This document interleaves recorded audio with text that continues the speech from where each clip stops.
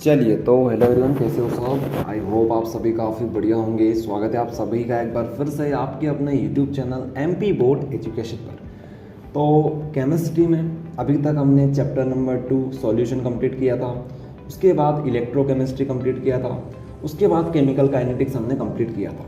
ठीक है, तो अब बारी है ऑर्गेनिक केमिस्ट्री की। ठीक है, ऑर्गेनिक केमिस्ट्री काफ़ी ज़्यादा इंपॉर्टेंट होती है। यहाँ पे हमें 4 चैप्टर पढ़ने को मिलते हैं जिनका वेटेज होता है 26 नंबर का। ठीक है, ऑब्जेक्टिव और क्वेश्चन को मिलाकर 26 नंबर के क्वेश्चंस यहाँ से आते हैं। ठीक है, तो आप समझ सकते हो कितना इंपॉर्टेंट है ऑर्गेनिक केमिस्ट्री। अब ऑर्गेनिक केमिस्ट्री आप डायरेक्ट स्टार्ट नहीं कर सकते अगर आपने क्लास 10th में, क्लास 11th में केमिस्ट्री के बेसिक्स कंप्लीट नहीं किए हैं। ठीक है, तो केमिस्ट्री के जो बेसिक्स होते हैं, ठीक है, जो बेसिक्स ऑर्गेनिक केमिस्ट्री में काम आते हैं उनकी हम बात कर रहे हैं। ओके, अगर उतना आपने कर लिया है तो बिल्कुल आप ऑर्गेनिक केमिस्ट्री को स्टार्ट कर सकते हो। लेकिन अगर आपने क्लास 10th में, क्लास 11 में केमिस्ट्री ज़्यादा नहीं पढ़ी है, ठीक है, ज़्यादा नहीं पढ़ी है तो आपको प्रॉब्लम आ सकती है। ठीक है, जितना ज़रूरी है उतना आपको पढ़ना ज़रूरी है। ओके, तो हम क्या करेंगे आपके लिए स्टार्टिंग के 1 या 2 वीडियो ऑर्गेनिक केमिस्ट्री के जो बेसिक्स होते हैं, ध्यान से सुनिएगा, ऑर्गेनिक केमिस्ट्री के जो बेसिक्स होते हैं उनको हम लोग कवर करेंगे। ठीक है, अब बेसिक्स में क्या क्या बेसिक्स होते हैं वो भी आपको बता देते हैं। ठीक है, बेसिक्स में हम लोग क्या क्या कंप्लीट करेंगे, ओके, तो वो आपको बता देते हैं। तो देखेंगे हम लोग क्या क्या करेंगे यहाँ पर। सबसे पहले तो हम लोग आपको ये बता देंगे कि क्या होता है इलेक्ट्रॉन, क्या होता है प्रोटॉन, क्या होता है न्यूट्रॉन, किस तरह से हमारी जो पीरियोडिक टेबल होती है, ठीक है, पीरियोडिक टेबल जो होती है हमारे पास वो किस तरह से अरेंज होती है। अब वहाँ पर बहुत सारी प्रॉपर्टी हमें पढ़ने को मिलती है। ठीक है, एटॉमिक साइज़ का डिक्रीमेंट होना, इंक्रीमेंट होना, उसी के साथ साथ साइज़ की बात हो गई यहाँ पर। उसके बाद इलेक्ट्रोनेगेटिविटी आपको बता देंगे, और आगे हम बात करें तो हाइड्रोकार्बन हम लोग पढ़ेंगे। ओके, उसके बाद क्लास 11 की हम बात करें तो क्लास 11 में आपने GOC पढ़ रखा होगा, जनरल ऑर्गेनिक केमिस्ट्री। अगर नहीं पढ़ा है तो वहाँ के बेसिक्स भी आपको कवर करवा देंगे। देखिए, आपको ज़्यादा चिंता करने की बात नहीं है, ज़्यादा नहीं है बेसिक। अगर आप लोग 1 घंटा भी आराम से पढ़ोगे ना तो 1 घंटे में सारे बेसिक्स आपके कवर हो जाएंगे। ओके, तो ये रहेगा, तो 1 घंटा आपको देना पड़ेगा बेसिक्स को। तो हम क्या करेंगे, ये जो वीडियो सीरीज़ है इसमें हम लोग पहले ऑर्गेनिक केमिस्ट्री के बेसिक कंप्लीट करेंगे। ओके, उसके बाद हम लोग ऑर्गेनिक केमिस्ट्री को स्टार्ट करेंगे। तो हो सकता है 1 या 2 वीडियो में लग जाए बेसिक कंप्लीट करने में। ओके, तो ये चीज़ रहेगी। उसके अलावा और बता दें आपको, हम लोग रेजोनेंस करेंगे। ठीक है, उसके बाद इंडक्टिव इफेक्ट देखेंगे। ये क्लास 11th के टॉपिक्स होते हैं। ठीक है, रेजोनेंस और इंडक्टिव इफेक्ट किसके टॉपिक होते हैं, क्लास 11th के टॉपिक होते हैं। ये हम लोग करेंगे। कार्बोकेटाइन, कार्बोएनाइन देखेंगे हम लोग। ये सारी चीज़ें हम लोग कवर करने वाले हैं इस सीरीज़ में। ओके, तो चलिए स्टार्ट करते हैं, ज़्यादा टाइम वेस्ट नहीं करेंगे। ओके, बहुत इंपॉर्टेंट है ऑर्गेनिक केमिस्ट्री, ये तो आपको हमने बता दिया। चलिए, तो बिल्कुल बेसिक से स्टार्ट करेंगे जिसको आपको एडवांस तक लेके जाएंगे। नोमेनक्लेचर भी हम लोग कर लेंगे यहीं पर, उसकी भी चिंता नहीं करनी है आपको। और हाँ, एक और बात, ये जो PDF रहेगी ये आपको डिस्क्रिप्शन में प्रोवाइड कर दी गई है। ओके, वहाँ से आप लोग डाउनलोड कर लीजिएगा। ओके, और चाहे तो जो मेन चीज़ें हैं उनको आप लोग अपनी कॉपी में नोट कर लेना। ठीक है, एक अपनी कॉपी सेपरेट बना लो कोचिंग की। ठीक है, कोचिंग मतलब अपनी जो यूट्यूब पर कोचिंग चल रही है एक तरह से, यहीं के कॉपी बना लो जिसमें जो आपको पढ़ाया जाए वो वहाँ पर नोट किया करो। ठीक है, PDF से काम नहीं चलेगा, आपको अपनी कॉपी में लिखना पड़ेगा।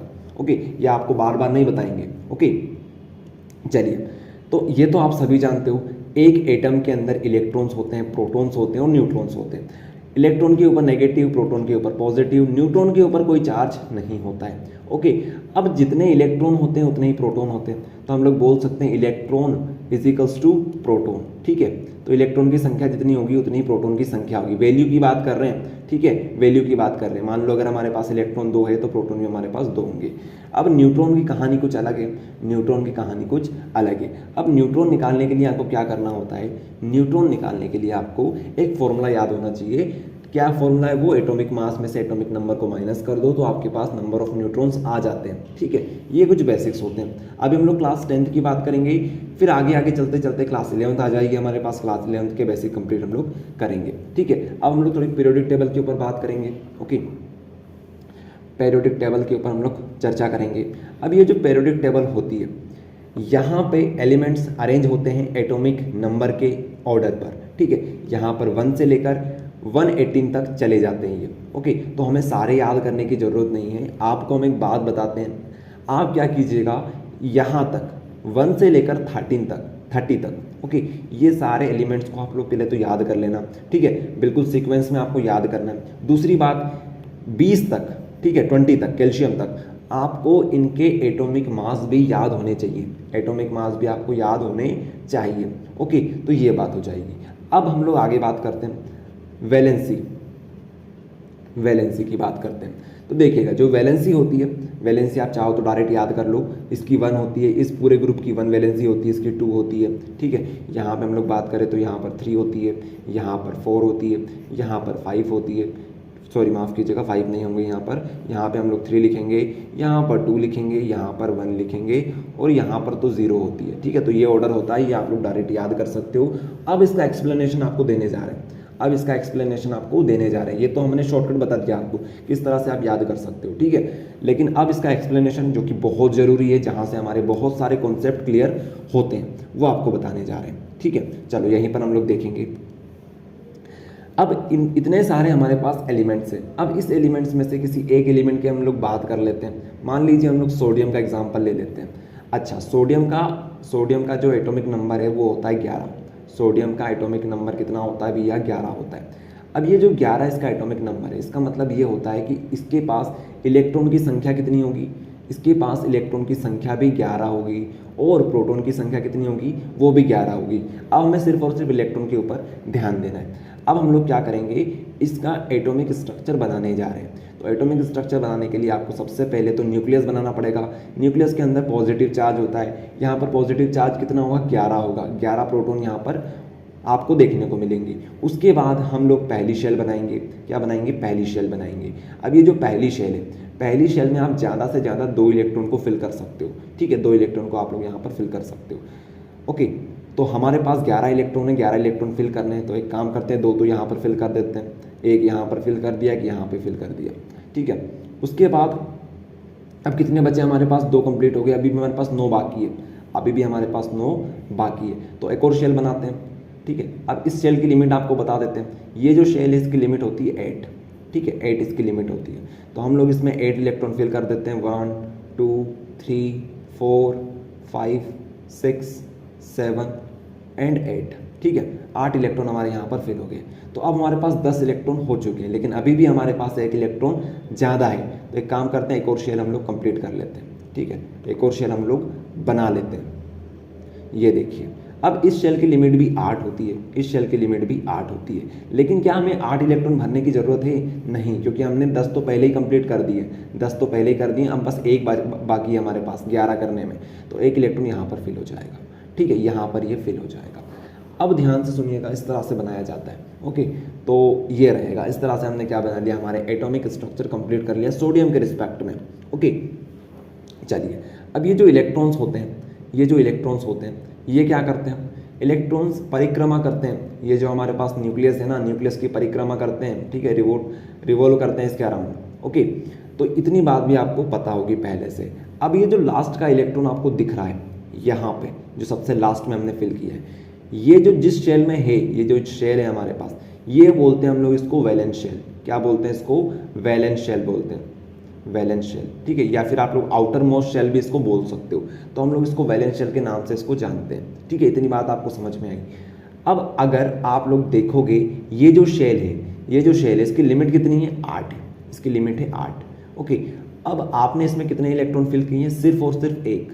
तो ऐसा कहा जाता है, ध्यान से सुनिएगा, ऐसा कहा जाता है किसी भी एटम का अगर ऑक्टेट कंप्लीट हो या फिर डबलेट कंप्लीट हो, डबलेट, ठीक है, ऑक्टेट कंप्लीट हो या डबलेट कंप्लीट हो, ठीक है, तो ये बहुत ज़्यादा स्टेबल माना जाता है। ऑक्टेट और डबलेट अगर किसी के कंप्लीट है तो ये काफ़ी ज़्यादा स्ट्रॉन्ग माना जाता है, काफ़ी स्टेबल ये माना जाता है। तो डबलेट और ऑक्टेट का मतलब ये है कि अगर यहाँ पर सिर्फ 1 इलेक्ट्रॉन है, अगर यहाँ पर 7 इलेक्ट्रॉन और होते तो क्या इसका ऑक्टेट कंप्लीट हो जाता? क्या बिल्कुल हो जाता। तो ये होता है डबलेट। अब ऑक्टेट आपको कहाँ पर देखने को मिलेगा? डबलेट आपको कहाँ पर देखने को मिलेगा? तो डबलेट सिर्फ और सिर्फ आपको कहाँ पर देखने को मिलेगा? डबलेट आपको देखने को मिलेगा हाइड्रोजन में और हीलियम में, ठीक है, क्योंकि यहीं पर 2 इलेक्ट्रॉन्स होते हैं। ओके, तो यहाँ पर आपको सिर्फ और सिर्फ डबलेट देखने को मिलेगा, बाकी सब में आपको ऑक्टेट देखने को मिलेगा। अब ये ऑक्टेट रूल ये बोलता है कि अगर आपके पास वैलेंस शेल के अंदर 8 इलेक्ट्रॉन्स हैं तो ये ऑक्टेट रूल को फॉलो करेगा। अगर 8 इलेक्ट्रॉन नहीं है तो ये स्टेबल नहीं माना जाएगा। तो हम लोग क्या करते हैं, हम लोग ये कर सकते हैं कि यहाँ से 7 इलेक्ट्रॉन को गेन कर सकते हैं। एक काम तो ये है कि हम लोग 7 इलेक्ट्रॉन कहीं से ले आएँ तो इसका ऑक्टेट कंप्लीट हो जाएगा। लेकिन एक तरीका ये भी है कि अगर इस इलेक्ट्रॉन को हम लोग किसी को दे दें, अगर ये इलेक्ट्रॉन हम लोग किसी को दे दें, 1 इलेक्ट्रॉन की बात है, तो हमारा काम हो जाएगा। तो 7 इलेक्ट्रॉन गेन करने से अच्छा है कि हम लोग 1 इलेक्ट्रॉन को किसी को दान कर दें, ठीक है, तो ये सेल भी चली जाएगी। तो इस तरह से इसका ऑक्टेट कंप्लीट हो जाएगा, ठीक है। तो ये जो स्ट्रक्चर होगा, अब यहाँ पर इलेक्ट्रॉन कितने बचे हमारे पास, 10 बचे, तो इसको इस तरह से बनाया जाता है, ठीक है। Na+, इसने क्या किया, 1 इलेक्ट्रॉन को लूज कर दिया, 1 इलेक्ट्रॉन को इसने क्या किया, लूज कर दिया। अब जो इलेक्ट्रॉन को लूज करता है उसको हम लोग बोलते हैं मेटल। तो ये जो होंगे, ये जो पूरी सीरीज होगी हमारे पास, ये मेटल कहलाएगी हमारे पास, ठीक है। ये क्या कहलाएगी हमारे पास, मेटलिक सीरीज कहलाएगी, ओके। ये सब मेटल है। और बताते हैं आपको, अब देखो किसने कितने इलेक्ट्रॉन डोनेट किए, इसने सिर्फ 1 इलेक्ट्रॉन को डोनेट किया, तो इसलिए हम लोग बोलेंगे कि ये एक वैलेंसी बनाएगा, एक वैलेंसी बनाएगा, तभी तो हम लोग यहाँ पर 1 लिखते हैं, ठीक है। तो ये बात होती है। तो ये कितनी वैलेंसी बनाएगा, 1 बनाएगा, ये पूरा ग्रुप 1 वैलेंसी बनाएगा। चलो और हम आपको बताते हैं, और आपको बताते हैं कुछ नई चीज़ें, ठीक है। एक काम करते हैं, ब्लैक स्क्रीन निकाल लेते हैं। चलो ब्लैक स्क्रीन नहीं निकालते, यहीं पर आपको समझा देते हैं, ठीक है, यही समझा देंगे, जगह काफ़ी है। तो देखिएगा, हम एग्जांपल ले लेते हैं हम लोग नाइट्रोजन का, ठीक है। नाइट्रोजन में कितने इलेक्ट्रॉन्स होते हैं, तो नाइट्रोजन में 7 इलेक्ट्रॉन्स होते हैं, 7 इलेक्ट्रॉन्स नाइट्रोजन के अंदर होते हैं, कोई बड़ी बात नहीं है इसमें, आप सभी लोग जानते हो, ठीक है। तो 7 इलेक्ट्रॉन यहाँ पर होते हैं। तो अब फिर से हम लोग इसका स्ट्रक्चर बनाएंगे। सबसे पहले हम लोग क्या बनाएंगे, न्यूक्लियस बनाएंगे, ठीक है। न्यूक्लियस के अंदर कितने प्रोटॉन होंगे, हम लोग लिखने को 1 लिख रहे हैं, लेकिन इसके अंदर 7 इलेक्ट्रॉन्स है, 7 प्रोटॉन्स है, ठीक है। ये आपको पता होना चाहिए। चलिए, तो 2 सेल हमें लगेगी। पहली में कितने जाएंगे, पहली में जाएंगे भैया, पहली में जाएंगे 2 इलेक्ट्रॉन्स, पूरी तरह से चले जाएंगे। नेक्स्ट में जाएंगे 5, ठीक है, 7 है हमारे पास, तो 5 इसमें चले जाएंगे, ओके, 5 इसमें चले जाएंगे। अच्छा, तो 5 इसमें चले गए। अब अगर इसका ऑक्टेट हमें कंप्लीट करना है तो हमें कितने इलेक्ट्रॉन और चाहिए, 3 इलेक्ट्रॉन हमें और चाहिए होंगे, ठीक है। तो 3 यहाँ पर हम बना लेते हैं, 1, 2 और 3, ठीक है। तो अगर ये 3 इलेक्ट्रॉन हमें कहीं से मिल जाते हैं तो इसका ऑक्टेट कंप्लीट हो जाएगा, ओके। तो ये बात है। तो सोडियम जो होगा वो 3 इलेक्ट्रॉन को गेन करने की कोशिश करेगा जब भी ये ट्रिपल बॉन्ड बनाता है, ठीक है। ये ट्रिपल बॉन्ड बनती है इस तरह से, तो ये बात होती है, ओके। तो आपको वैलेंसी समझ में आ गई, किस तरह से वैलेंसी हम लोग कंप्लीट करेंगे, इलेक्ट्रॉन कौन डोनेट करता है, कौन गेन करता है, ठीक है। तो अगर ये इलेक्ट्रॉन को गेन करेगा तो ये क्या कहलाएगा, non metal, non metal, non metal ये कहलाएगा, ओके। जो गेन करता है वो नॉन मेटल, जो लूज करता है वो क्या कहलाता है, मेटल कहलाता है, ओके। कार्बन क्या करता है, कार्बन भी गेन करता है, ठीक है। कार्बन भी इलेक्ट्रॉन को गेन करता है, ध्यान रखिएगा, इसलिए ये भी क्या कहलाता है, नॉन मेटल कहलाता है, नॉन मेटल ये कहलाता है, ओके। चलिए, तो इतनी बात आपको समझा दी हमने, ओके। तो यहाँ से अब आपको कोई डाउट नहीं होगा। और आपको एक बात बताते हैं, ये जो 17 वाला ग्रुप है इसको हम लोग बोलते हैं हेलोजन ग्रुप। क्या बोलते हैं इसको हम लोग, हेलोजन ग्रुप बोलते हैं, ठीक है। इसको डिनोट करते हैं एक्स के साथ, इसके साथ डिनोट करते हैं एक्स के साथ। अब ये जो x होता है इसकी वैल्यू हम लोग f रख सकते हैं, Cl रख सकते हैं, Br रख सकते हैं और I रख सकते हैं, ठीक है। यहाँ पर जो लास्ट के 2 एलिमेंट्स होते हैं इनके ऊपर हम लोग बात नहीं करते हैं क्योंकि ये हमारे पास रेडियो एक्टिव होते हैं, ठीक है। तो फ्लोरीन, क्लोरीन, ब्रोमीन, आयोडीन, ठीक है। फिर कल बाहर आई, फिर कल बाहर आई आंटी, इस तरह से हम लोग इसको याद करते थे, तो अभी इतना आपको याद करना रहेगा। फिर कल बाहर आई आंटी, तो आंटी को छोड़ो, सिर्फ इतना याद कर लो, FCl, Br, I, ओके। तो ये आपका काम हो जाएगा। चलिए, तो आगे हम बात करेंगे एटॉमिक साइज़ के ऊपर कि किस तरह से हमारा साइज़ बड़ा होता जाता है, किस तरह से साइज़ छोटा होता जाता है एलिमेंट का या एटम का, ठीक है। तो काफ़ी इंपॉर्टेंट टॉपिक है ये भी, ओके। ऑर्गेनिक केमिस्ट्री और इनऑर्गेनिक केमिस्ट्री दोनों में काम आएगा, ओके। चलिए, तो स्टार्ट करते हैं इसको, इस टॉपिक को देखेंगे आप लोग सभी। यहाँ पर देखिए, हम क्या करेंगे, सबसे पहले हम लोग लेफ्ट से राइट की तरफ मूवमेंट करेंगे, ठीक है। तो हम लोग देखेंगे कि लेफ्ट से राइट में साइज बढ़ रहा है या छोटा हो रहा है। उसके बाद हम लोग क्या करेंगे, हम लोग देखेंगे टॉप से बॉटम की तरफ कि टॉप से बॉटम में क्या हो रहा है, ठीक है। तो ये 2 क्राइटेरिया हम लोग लेके चलेंगे। तो पहले हम लोग बात करते हैं लेफ्ट से राइट की तरफ, लेफ्ट से राइट की तरफ, लेफ्ट से राइट की तरफ देखेंगे आप लोग। हम लोग एग्जाम्पल ले लेते हैं लिथियम का और यहाँ पे हम लोग ले लेते हैं फ्लोरीन का, ठीक है। ये जो ग्रुप हमारे पास है 18th वाला, इसकी हम लोग बात नहीं करेंगे क्योंकि ये नोबल गैसेज हैं, ठीक है। ये क्या है हमारे पास, नोबल गैसेज हैं, ठीक है, नोबल गैसेज हैं। तो इसके ऊपर हम लोग बात नहीं करेंगे। अभी हम लोग बात करेंगे सिर्फ और सिर्फ लिथियम से लेकर फ्लोरीन तक के ग्रुप तक की, ओके।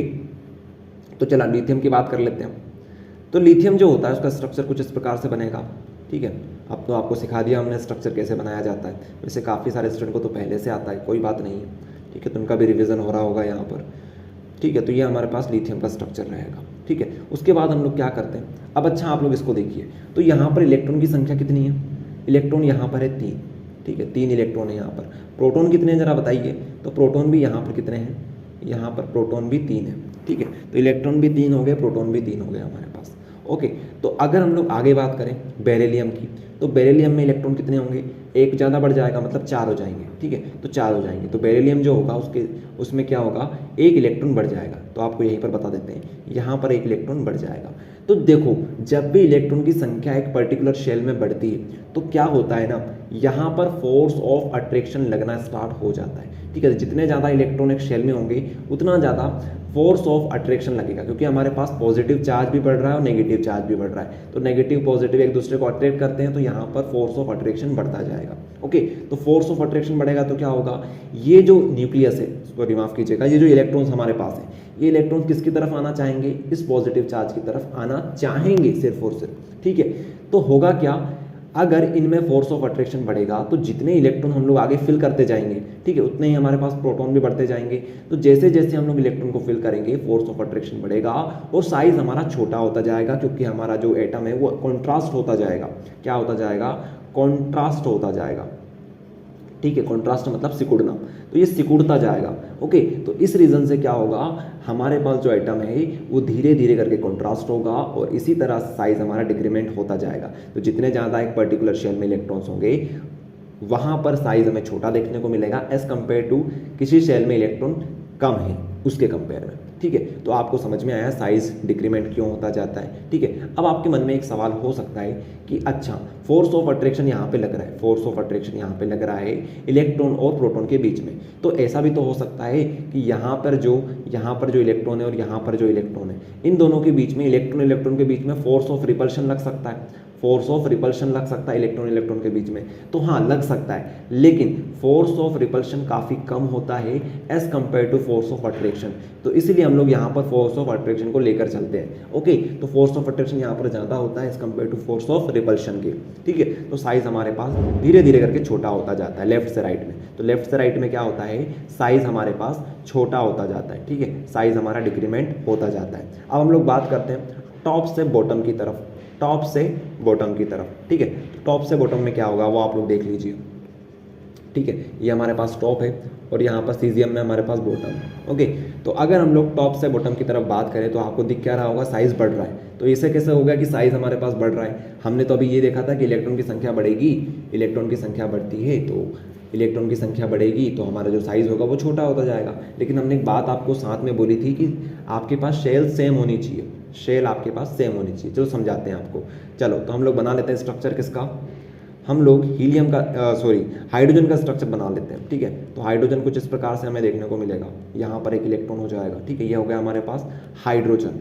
अच्छा लिथियम की बात कर लेते हैं, लिथियम में कितने इलेक्ट्रॉन है, 3 है हमारे पास, ठीक है। तो यहाँ पर हम लोग क्या करेंगे, इस तरह से बना लेते हैं, ओके। 3 इलेक्ट्रॉन हम लोग यहाँ पर फिल कर देते हैं, 1 2 एंड यहाँ पे आ जाएगा 3, ठीक है। ये हो जाएगा। उसके बाद सोडियम क्या होगा, सोडियम का किस तरह से बनेगा वो भी देख लीजिए, लिख लेते हैं इसके नीचे लिथियम, ठीक है। अब हम लोग बनाएंगे किसका स्ट्रक्चर, अब हम लोग बनाएंगे भैया सोडियम का स्ट्रक्चर, ठीक है।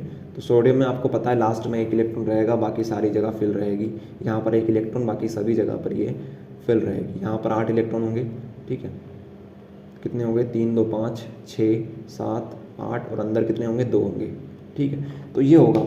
तो आप देख पा रहे होंगे कि जैसे जैसे हम लोग टॉप से बॉटम की तरफ जा रहे हैं वैसे वैसे क्या हो रहा है, हमारे पास एक नई शेल बनती जा रही है। यहाँ पर ये हमारे पास शेल नंबर 1 है, ये शेल 2 है, यहाँ पर 3 शेल आ चुकी है।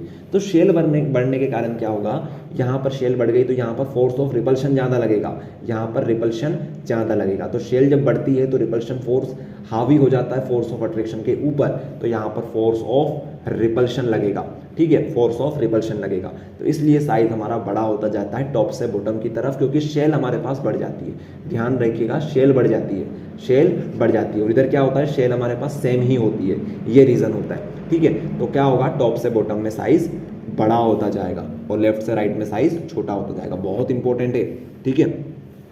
चलिए तो आपसे अगर हम पूछें कि बताओ सबसे छोटा साइज़ किसका होगा, अगर आप इसको छोड़ देते हो तो सबसे छोटा साइज़ आपको फ्लोरीन का देखने को मिलेगा, ठीक है, क्योंकि इधर से सबसे छोटा ये है, ठीक है, और इधर सब बड़े होते जाएंगे, ठीक है, इधर तो सब बड़े होते जाएंगे, तो ये आपको देखने को मिलेगा फ्लोरीन का साइज़ सबसे छोटा।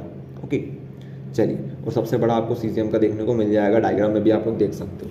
ओके, चलिए, तो इतनी बात आपको समझ में आ गई, ठीक है, इतनी बात आपको समझ में आ गई। अब आगे हम बात करते हैं इलेक्ट्रॉनिक कन्फिग्रेशन के ऊपर, इलेक्ट्रॉनिक कन्फिग्रेशन के ऊपर। अच्छा, तो समझा देते हैं। देखो, इलेक्ट्रॉनिक कन्फिग्रेशन के दो तरीके होते हैं याद करने की, एक तो ये होता है अबो प्रिंसिपल, लेकिन इससे भी एक ईजी तरीका होता है जो कि आपको फटाफट बता देते हैं, ठीक है। ओके, तो वो उससे आप लोग करोगे तो जल्दी से आपकी इलेक्ट्रॉनिक कन्फिग्रेशन हो जाएगी। अच्छा, इलेक्ट्रॉनिक कन्फिग्रेशन क्या होती है पहले तो उसके ऊपर बात कर लेते हैं। देखिए, इलेक्ट्रॉनिक कन्फिग्रेशन की ज़रूरत हमें इसलिए पड़ी, देखो अभी तक हमें ये पता था कि हम लोग अगर स्ट्रक्चर बनाकर देखें तो हमें ये पता चल जाता है कि किस शेल के अंदर हमारा इलेक्ट्रॉन है, लेकिन अगर हम आपसे बोलें कि किस सब शेल के अंदर हमारा इलेक्ट्रॉन है, तो आप कैसे बता पाओगे। देखिए, इलेक्ट्रॉन जो होता है वो शेल के अंदर नहीं होता है, वो सब शेल के अंदर होता है। शेल के अंदर सब शेल्स होती है, उनके अंदर इलेक्ट्रॉन पाया जाता है। ओके, तो ये बात है। तो आपने शेल तक की कहानी तो बता दी, अब सब शेल की अगर हम बात करें तो आपको इलेक्ट्रॉनिक कन्फिग्रेशन पता होनी चाहिए, ठीक है। तो हमारे पास SPDF ये सब शेल्स होती है, ठीक है, SPDF, तो SPDF ये होती है। अब इसको अरेंज करने का तरीका कैसे होता है, इलेक्ट्रॉन को फिल कैसे करते हैं, वो आपको बताएंगे, ठीक है। तो अभी आप लोग थोड़ा ध्यान देंगे यहाँ पर, देखिए SPDF, ठीक है। तो अगर मान लीजिए आपके पास एग्जाम्पल दे रखा हो, किसका दे रखा हो एग्जाम्पल, आपको थोड़ी देर के लिए मान लेते हैं, हमारे पास एग्जाम्पल है हाइड्रोजन का ही मान लेते हैं। तो हाइड्रोजन के अंदर इलेक्ट्रॉन कितने होते हैं बताइए, एक इलेक्ट्रॉन होता है। तो आपको कुछ नहीं करना है, यहाँ पर 1 लिख देना है, ठीक है। तो इसकी इलेक्ट्रॉनिक कन्फिग्रेशन 1s1 हो जाएगी, ठीक है। अगर मान लो आपके पास हाइड्रोजन के अलावा हीलियम दे रखा हो, तो आप क्या करोगे, हीलियम में 2 इलेक्ट्रॉन होते हैं, तो आप क्या करोगे, यहाँ पर आप लोग 2 फिल कर दोगे, यहाँ पर क्या करोगे, 2 फिल कर दोगे। अच्छा, अब इनकी लिमिट होती है, एस की जो लिमिट होती है वो 2 होती है, ठीक है। इसकी जो लिमिट होती है वो 6 होती है, इसकी जो लिमिट होती है वो होती है 10, इसकी जो लिमिट होती है वो होती है 14, मतलब आप 14 से ज़्यादा इलेक्ट्रॉन इनमें फिल नहीं कर सकते, ये इनकी लिमिट्स होती है। ओके, चलिए, तो अगर हम लोग एग्जांपल ले लें किसी एक और का, सोडियम का एग्जांपल ले लेते हैं, 11 इलेक्ट्रॉन इसमें होते हैं, ठीक है। तो 11 आप लोग किस तरह से फिल करोगे, 2 यहाँ चले जाएंगे क्योंकि 2 इसकी लिमिट है, फिर से एस आ गया हमारे पास, इसकी 2 लिमिट है, 2 लगा दो यहाँ पर, ठीक है। पी की लिमिट कितनी है, 6 लिमिट है इसकी, तो यहाँ पर 6 लगा दो, कितने हो गए हमारे पास, 2 2 4 और 6 10 हो गए हमारे पास, ठीक है। अब हमारे पास 11 पूरे मिलाकर इलेक्ट्रॉन से 11 हमारे पास इलेक्ट्रॉन है, तो एक और हम लोग यहाँ पर फिल कर देंगे। ओके, तो इस तरह से हमारे पास इलेक्ट्रॉनिक कन्फिग्रेशन ये बन जाएगी, ठीक है। तो 1s2 2s2 2p6 3s1 ये हमारे पास इलेक्ट्रॉनिक कन्फिग्रेशन किसकी बन गई, सोडियम की बन गई। बस यही होता है, इसके अलावा कुछ नहीं है। ओके, अब आप लोग करना चाहो तो आगे कर सकते हो, सारी चीज़ें आपको क्लियर है। अच्छा, तो इतनी बात हमें समझ में आ गई कि इस तरह से हमें करना होता है। लेकिन अब सबसे मेन बात कि हमें ये याद कैसे होगा, ये जो चीज़ें हैं ये याद कैसे होगी, बात तो वो है इंपॉर्टेंट, ये हमें याद कैसे होगी। तो याद करने का तरीका काफ़ी ज़्यादा सिंपल है, काफ़ी ज़्यादा ये सिंपल है, ठीक है। देखिएगा, हम लोग कहाँ से स्टार्ट करते हैं, एस से स्टार्ट करते हैं, ठीक है। तो हम क्या करेंगे, 2 बार एस लिख देंगे, 2 बार। अभी नंबर पे आपको फोकस नहीं करना, नंबर तो आप लोग सब कर लोगे, वो भी आपको बता देंगे नंबर कैसे करना है, लेकिन पहले आप लोग फोकस करो इसके ऊपर, ठीक है। तो हमने 2 बार एस लिख दिया, उसके बाद यहाँ से देखो, यहाँ पर क्या है, पी है हमारे पास, ठीक है। तो हम लोग क्या करेंगे, पी से लेकर एस तक चलेंगे 2 बार, तो पी एस यहाँ पर पी एस आ गया। अब हम लोग डी से चलेंगे एस तक, डी से चलेंगे एस तक, तो डी पी एस, तो यहाँ पे आ जाएगा डी पी एस, ठीक है। फिर यहाँ पर डी पी एस, ठीक है। अब कहाँ से चलेंगे, एफ से चलेंगे एस तक, ठीक है। तो एफ डी पी एस आया समझ में। तो इस तरह से आप लोग कर सकते हो, देखो कितना सिंपल हो गया ये, एस एस, उसके बाद पी एस फिर डी पी एस फिर एफ डी पी एस फिर एफ डी पी एस, ठीक है। तो इस तरह से आप लोग आसानी से ये कर सकते हो। ओके, तो इतनी बात हमें समझ में आई। और आप आगे देखिए, अब ये भी समझ में आ गया, लेकिन अब बात आती है नंबर की। तो नंबर बहुत आसान है, एस जो है वो नंबर 1 पे आता है, पी नंबर 2 पे आता है, ये 3 पे आता है, ये 4 नंबर पे आता है। तो बस इसी के हिसाब से अरेंज कर दो। अब सबसे पहले आपको एस यहाँ पर देखने को मिलेगा, तो इसका आगे 1 लिख दो, यहाँ पर 2 लिख दो, यहाँ पर एस दिख रहा है तो आप यहाँ पर 3 लिख दो, फिर यहाँ पर एस दिख रहा है तो यहाँ पर आप लोग 4 लिख दो। ओके, फिर यहाँ पर 5, उसी तरह से यहाँ पर 6, और एस कहाँ पर दिख रहा है आपको, यहाँ पर 7। तो इस तरह से आप लोग आगे करते जाइए, ठीक है। तो ऐसा आप लोग कर लोगे। उसके बाद पी बता देते हैं, पी कैसे करोगे, ठीक है। तो पी आप लोग स्टार्ट करेंगे कहाँ से, 2 नंबर से, क्योंकि दूसरे नंबर पे आता है, ठीक है। तो पी आपको सबसे पहले यहाँ पर देखने को मिलेगा, इसके आगे 2 लिखिए, यहाँ पर 3, फिर यहाँ पर 4, इस तरह से आप लोग चलते जाइएगा तो हो जाएगा आपका। ओके, उसी तरह से डी देख लीजिए, डी कहाँ से स्टार्ट हो रहा है, 3D से स्टार्ट हो रहा है। कहाँ से स्टार्ट हो रहा है, 3D से स्टार्ट हो रहा है, दिख रहा है आपको यहाँ से 3D। ओके, 3D से स्टार्ट हो रहा है 3D, फिर यहाँ पर आ जाएगा 4D, उस तरह से यहाँ पर 5D, इस तरह से चलता रहेगा। ओके, और जो F होगा वो F4 से स्टार्ट होगा, 4F से स्टार्ट होगा। तो ये रहेगी कहानी, ठीक है, ये रहेगी हमारी कहानी। अच्छा, तो क्या हमें ये सब कुछ याद करना है? तो बिल्कुल नहीं, आपको इतना सब कुछ याद करने की ज़रूरत नहीं है। आप चाहो तो यहाँ से लेकर यहाँ तक बहुत है, बहुत है, ठीक है। इतना अगर आप लोग याद ही कर लोगे, डायरेक्ट याद कर लोगे तो भी काम हो जाएगा। 1s2, 2s2, 2p6, 3s2, 3p6, 4s2, ठीक है, 3d10, ठीक है, 4p6। तो अगर आप लोग डायरेक्ट इसको याद कर लोगे तो भी आपका काम हो जाएगा, ठीक है। तो आपको 3-4 तरीके बता दिए किस तरह से आपको करने रहेंगे। ओके, चलिए, तो ये हमारा होता है फिनिश। इलेक्ट्रॉनिक कन्फिगरेशन किस तरह से की जाती है, ये टॉपिक भी हमारा हो जाएगा कंप्लीट। अब हम आगे बात करेंगे इलेक्ट्रोनेगेटिविटी के ऊपर। ये भी काफ़ी इंपॉर्टेंट टॉपिक है, तो इसको हम लोग कवर करेंगे। इलेक्ट्रोनेगेटिविटी, ठीक है। तो आपको स्क्रीन के सामने क्या दिख रहा होगा, एक पहलवान है, ठीक है, एक दुबला पतला इंसान है, ठीक है, वो भी पहलवान हो सकता है, लेकिन पहलवान हम लोग किसको मान रहे हैं, इस मोटे से भाई साहब को हम लोग पहलवान मान रहे हैं। ये ए है और इसको हम लोग बी बोल देते हैं, ठीक है। तो हम लोग ये मान के चलेंगे कि जो ए वाला है वो ज़्यादा ताकतवर है बी के कंपेयर में, ठीक है, ठीक है। तो ए ज़्यादा ताकतवर है बी के कंपेयर में। ओके, तो हम क्या बता रहे हैं, सिर्फ कंपैरिजन कर रहे हैं इनके बीच में कि ए और बी के बीच में कंपैरिजन हो रहा है। हम लोग ये नहीं बता पा रहे हैं कि जो ए वाला है वो कितना ताकतवर है, ठीक है। इसकी कुछ वैल्यू थोड़ी ना है हमारे पास कि ये इतना ताकतवर है भैया, ये 220 वैल्यू के अकॉर्डिंग ताकतवर है, ये 240 के अकॉर्डिंग है, ऐसा हम लोग कभी नहीं बताते, हम लोग सिर्फ कंपैरिजन करते हैं, ठीक है। तो ये बात है यहाँ पर। तो इलेक्ट्रोनेगेटिविटी भी सेम वही कंसेप्ट है, यहाँ पर सिर्फ कंपैरिजन होता है, यहाँ पे सिर्फ और सिर्फ कंपैरिजन होता है। ओके, इलेक्ट्रोनेगेटिविटी में, ठीक है। तो ये रिलेटिव क्वांटिटी होती है हमारे पास। रिलेटिव का मतलब होता है जिनमें हम लोग कंपैरिजन करते हैं, तो ये रिलेटिव क्वांटिटी है इलेक्ट्रोनेगेटिविटी, ठीक है। तो अब आप लोग देखेंगे इलेक्ट्रोनेगेटिविटी क्या होती है। इलेक्ट्रोनेगेटिविटी क्या होती है, तो tendency of an atom to attract shared pair of electron in a covalent bond, in a covalent bond. अच्छा, कोवेलेंट बॉन्ड क्या होती है, पहले तो आपको वो बता देते हैं। कोवेलेंट बॉन्ड एक बॉन्ड होती है जो किस किस के बीच में लगती है, दो नॉन मेटल के बीच में लगती है। नॉन मेटल आपको बता दिया जो इलेक्ट्रॉन को गेन करेंगे, जैसे कार्बन हो गया, ठीक है, नाइट्रोजन हो गया, ऑक्सीजन हो गया, फ्लोरीन हो गया, इनके बीच में जो बॉन्ड्स लगेगी, और साथ में आगे वाला भी नाइट्रोजन, मतलब कि वही होना चाहिए, नॉन मेटल होना चाहिए, तब जाके इनके बीच में जो बॉन्डिंग होगी उनको हम लोग क्या बोलेंगे, उनको हम लोग बोलेंगे कोवेलेंट बॉन्ड, ठीक है। एक होती है आयनिक बॉन्ड, एक होती है कोवेलेंट बॉन्ड, एक आप आगे पढ़ोगे कोऑर्डिनेट बॉन्ड भी होती है, लेकिन वो हम लोग आगे बात करेंगे। तो अभी आप समझो कोवेलेंट बॉन्ड, ठीक है। तो कोवेलेंट बॉन्ड नॉन मेटल के बीच में लगती है।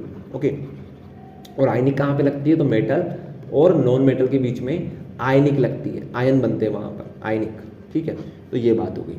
तो कोवेलेंट बॉन्ड की हम लोग बात कर लेते हैं, जैसे यहाँ पर है हाइड्रोजन, यहाँ पर है क्लोरीन, ठीक है। तो इन दोनों की हम लोग बात करते हैं, हाइड्रोजन और क्लोरीन। अब इन दोनों को एक एक इलेक्ट्रॉन चाहिए, इसको अगर एक इलेक्ट्रॉन मिल जाएगा तो इसके पास 2 इलेक्ट्रॉन जाएंगे, मतलब इसका डबलेट कंप्लीट हो जाएगा। इसको एक इलेक्ट्रॉन मिल जाएगा तो इसका ऑक्टेट कंप्लीट हो जाएगा। तो दोनों चाहते हैं एक एक इलेक्ट्रॉन को गेन करना, तो ये क्या करेंगे, इलेक्ट्रॉन की शेयरिंग करेंगे। इलेक्ट्रॉन की क्या करेंगे, शेयरिंग करेंगे, मतलब इलेक्ट्रॉन दोनों के पास जाएगा, ये तू मेरा इलेक्ट्रॉन ले ले थोड़ी देर के लिए, मैं तेरा इलेक्ट्रॉन ले लेता हूँ थोड़ी देर के लिए, ठीक है। तो इस तरह से शेयरिंग होती जाएगी। तो यहाँ पर क्या हो रहा है, शेयरिंग हो रही है। ओके, शेयरिंग हो रही है। तो अब यहाँ पर शेयरिंग तो होगी इलेक्ट्रॉन की, ठीक है, शेयरिंग होगी, लेकिन आप भी जानते हो, ठीक है, मान लो आप अपने घर में, एक आपका भाई है छोटा, एक आप हो, ठीक है। तो अगर घर में कुछ सामान लेके आते हैं तो होता थोड़ी ना कि बराबर बांटे, ऐसा भी तो हो सकता है किसी को ज़्यादा मिल जाए, किसी को कम मिल जाए। ज़्यादातर तो ऐसा ही होता है, किसी को ज़्यादा किसी को कम। अगर आपका छोटा भाई ज़्यादा शैतान है तो वो ज़्यादा सामान रखेगा कि पापा मुझे ज़्यादा दो, दीदी को या फिर भैया को कम दो, ठीक है। तो ये होता है यहाँ पर, तो वही कहानी यहाँ पर है, ठीक है। तो यहाँ पर क्लोरीन भी है और हाइड्रोजन भी है। तो क्लोरीन की इलेक्ट्रोनेगेटिविटी ज़्यादा होती है, इसका साइज छोटा होता है, इसको ज़्यादा भूख है, इलेक्ट्रॉन की ज़्यादा भूख किसे, क्लोरीन को है। तो ये क्या करेगा, इलेक्ट्रॉन के जो क्लाउड्स होंगे वो अपनी तरफ शिफ्ट करने की कोशिश करेगा, तो अपने क्लाउड को बड़ा कर लेगा, अपने बादलों को बड़ा कर लेगा, ठीक है। इलेक्ट्रॉन क्लाउड इसे बोलते हैं हम लोग। आया समझ में, और इसके क्लाउड्स छोटे हो जाएंगे। आया समझ में, मतलब इलेक्ट्रॉन दोनों के पास जाएगा, लेकिन अंदर ही अंदर क्या कहानी चल रही है, क्लोरीन भाई साहब ने ज़्यादा इलेक्ट्रॉन को अपनी तरफ आकर्षित करने की कोशिश करी है। इलेक्ट्रोनेगेटिविटी सी बोलते हैं, टेंडेंसी यही है, ठीक है, क्षमता ही है। ओके, तो ये होती है इलेक्ट्रोनेगेटिविटी। तो जिसका साइज छोटा होता है, हम लोग मान के चलते हैं कि उसकी इलेक्ट्रोनेगेटिविटी ज़्यादा होती है। तो आपको बता रखा है फ्लोरीन का साइज सबसे छोटा होता है, तो इसकी इलेक्ट्रोनेगेटिविटी सबसे ज़्यादा होती है। ठीक है, जिसको ज़्यादा भूख होगी, सिंपल सी बात यह है, जिसको ज़्यादा भूख होगी उसकी इलेक्ट्रोनेगेटिविटी ज़्यादा होगी। आया समझ में? चलिए, तो ये इलेक्ट्रोनेगेटिविटी हमारा टॉपिक होता है फिनिश।